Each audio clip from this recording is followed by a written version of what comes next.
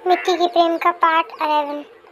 वैसे भी रानी के बिना मैं चलता फिरता बोलने वाला पुतला रह जाऊंगा, इसलिए मैं पूरी तरह यह खतरा उठाने के लिए तैयार हूँ, अजय कहता है।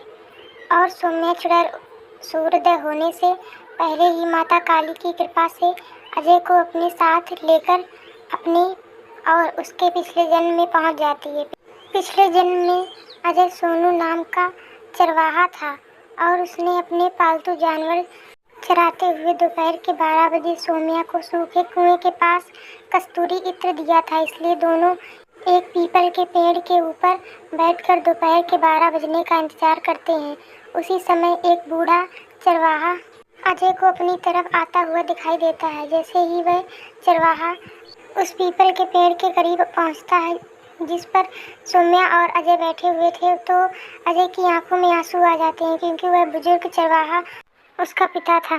पीछे पीछे सोनू यानी इस जन्म का अजय अपनी भेड़ बकरियां गाय आदि को चराते हुए चर्च के पादरी के साथ आ रहा था। पादरी साहब ने सोनू उर्फ अजय के भेड़ के बच्चे को अपनी गोद में उठा रखा था। वह भेड़ के बच्चे को अपने बच्चे जैसा प्यार कर रहे थे। भेड़ का बच्चा भी उनको अपने माता पिता जैसा प्यार कर रहा था। लेकिन अजय को एक बात समझ में नहीं आ रही थी कि सोनू ऐसा व्यवहार क्यों कर रहा है कि जैसे उसे पादरी साहब दिखाई नहीं दे रहे हैं।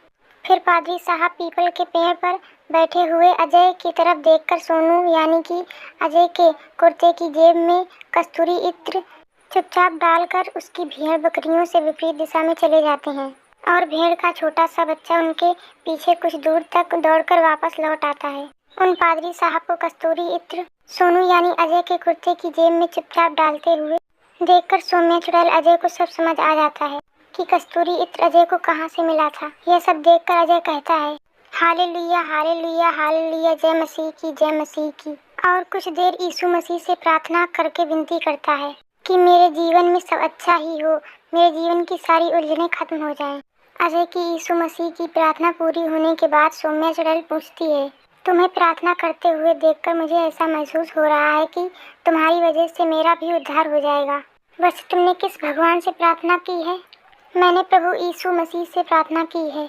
मैं अपनी पेंटिंग बेचकर जितना भी कमाता हूँ, उस कमाई का 10वां हिस्सा चर्च में दान दे देता हूँ, ताकि मेरी कमाई का पैसा गरीब, बेसहारा, मजबूर, बीमार लोगों के काम आ सके। इसके अलावा मैं गुड़गांव के शीतला माता मसानी माता मंदिर में दान देता हूँ और अनाथ बच्चों, वृद्ध आश्रम, गरीब लड़कियों की शादी, गरीब लोगों का अंतिम संस्कार आदि कार्य करने से मेरे दिल को बहुत सुकून और शांति मिलती है। अजय बताता है, वाह अजय, तुम्हें तो मुझे अपने साथ लेकर जाना ही पड़ेगा।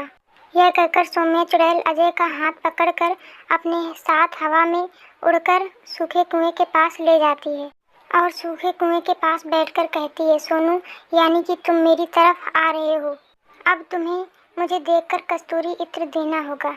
और जैसे ही 18 वर्ष की खूबसूरत युवती सौम्या कस्तूरी इत्र अजय से लेकर अपने शरीर पर छिड़कती है, तो जिंद सूखे कुएं से बाहर आकर कहता है, मुझसे डरना नहीं मेरी महबूबा, मैं आपका पुराना आशिक जिंद हूँ।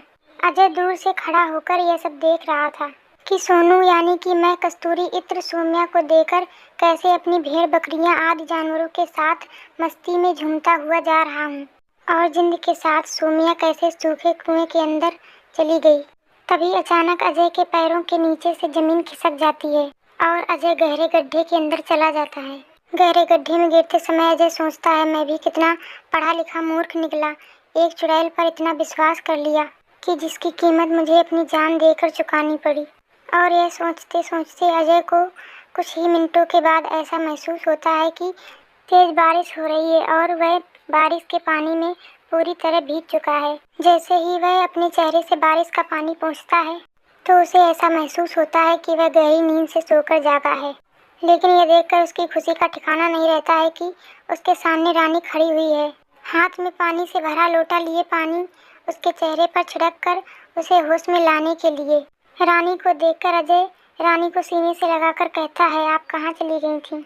अब मैं आपको छोड़कर कहीं नहीं जाऊंगी। रानी यह कहकर अपने अंगूठे में बांस की नुकीली पतली लकड़ी चबाकर खून निकालकर अजय को दिखाकर कहती है, अब मैं चिकनी मिट्टी का पुतला नहीं, जीवित इंसान हूँ और बाहर आपका वफादार नौकर आपके ड्राइवर के साथ गाड़ी लेकर आपको लेने आया है। और ये लो अपना मोबाइल, आपके मोबाइल से ही मैंने फ़ोन करके उन्हें यहाँ बुलाया है। मैं जिस रात्रि को अपने जीवन की सबसे भयानक रात्रि समझ रहा था, उस रात्रि ने तो मेरा जीवन ही बदल दिया। लेकिन मैं ये बात समझ नहीं पाया कि मेरे वफादार नौकर की तो मृत्यु हो गई थी, फिर वह जीवित कैसे है? अजय पूछता है। यह सब माता काली और सौम्या माँ की कृपा है, रानी बताती है। लेकिन सौम्या माँ कहाँ है? अजय पूछता है। सौम्या माँ हमेशा के लिए हमें छोड़कर जिंद के साथ चली गई हैं। अब हमें उन्हें जीवन भर पवित्र आत्मा या देवी की तरह पूजना होगा, रानी बताती है। और फिर अजय अपने घर पहुंचकर रानी से धूमधाम से शादी कर लेता है।